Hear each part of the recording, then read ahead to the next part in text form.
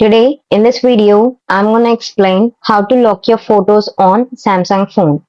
Open the gallery, then click on albums, then click on bottom right three bars, then click on settings, then scroll to end and click on about gallery. Now tap on version several times, then stop after gallery labs is enabled.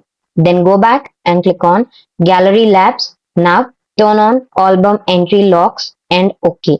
Then restart your mobile. After unlock your mobile, go to gallery, then press and hold on camera album, then click on bottom right three dots, then click on local album, then click on camera album, then enter the mobile password, then click on top right three dots, then click on unlock album to unlock it. By following the steps, you can lock your photos on Samsung phone. This video helped you out, please leave a like and comment down below. If this worked for you, thanks for watching.